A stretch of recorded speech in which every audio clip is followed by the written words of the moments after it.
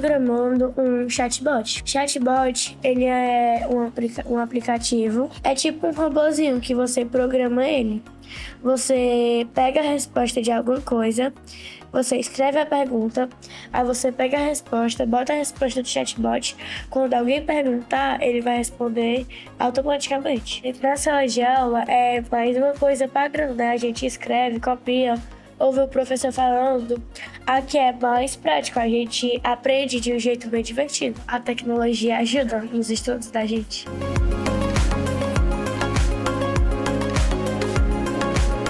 Aqui a gente teve que preencher, porque não tinha todas as informações, que era exatamente quando, onde, o desfecho, os líderes que comandaram a revolta. Então a gente aqui botou, a gente conseguiu padronizar.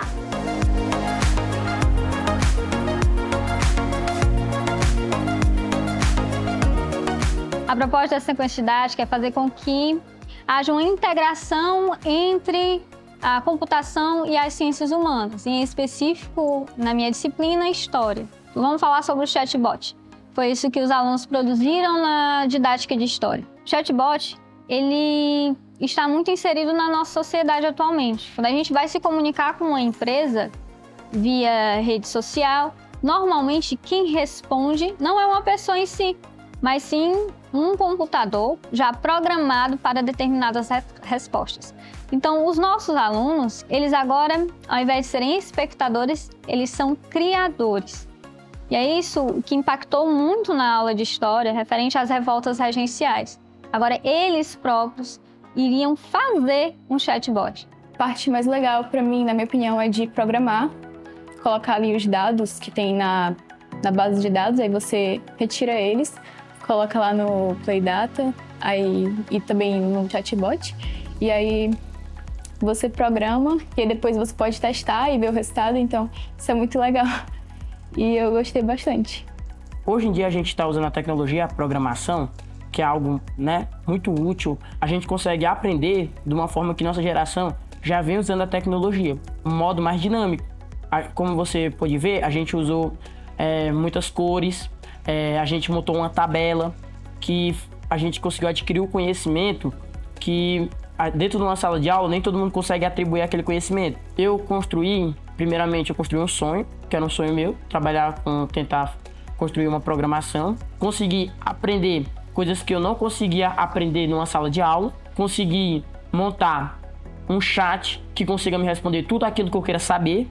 E quando eu adquiro aquele conhecimento e faço a programação, além de eu estar aprendendo, eu consigo ensinar outras pessoas através da programação. Mas a gente já em grupo, como a gente tem de mais conhecimento, se o nosso colega não está entendendo, vamos dizer que a gente faz ele entender do nosso jeito do adolescente, né? Então fica bem mais fácil. Uma das nossas surpresas foi perceber que alguns alunos tidos como desinteressados nas sequências didáticas, eles se transformaram. Eles eram alunos participativos, queriam cada vez mais participar, falar. O que antes também outros alunos eram mais calados, no momento das apresentações, eles nos surpreenderam completamente, porque eles começaram a expor aquilo que eles pensavam.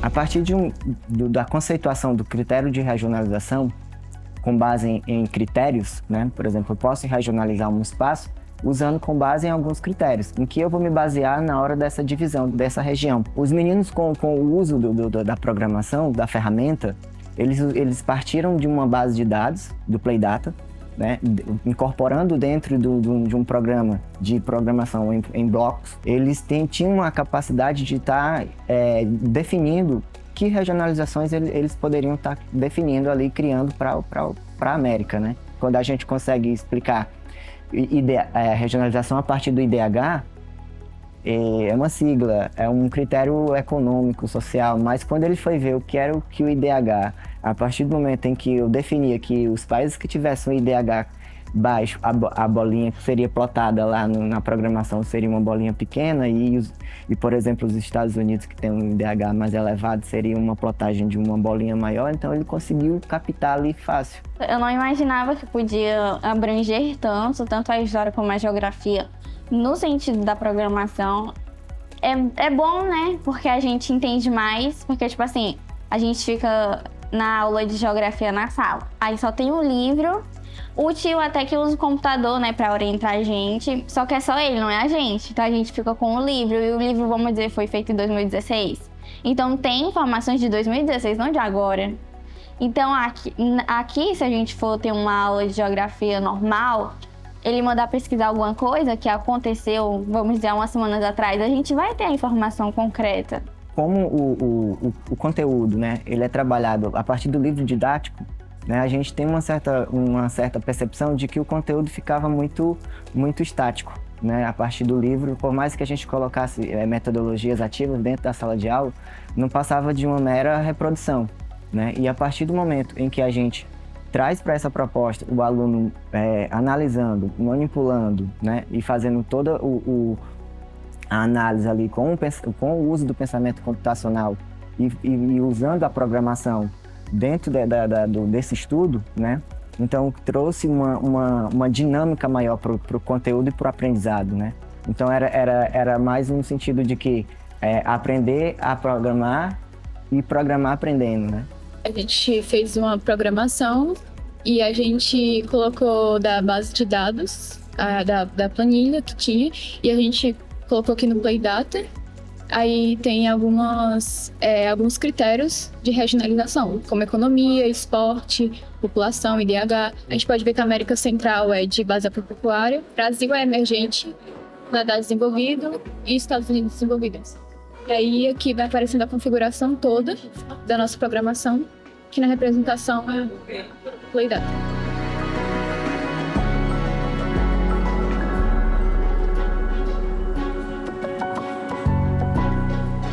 Os alunos eles pegaram aquelas informações todinha do conteúdo e eles começaram a mesclar, porque o pensamento computacional ele tem essa parte, né, de filtrar as informações.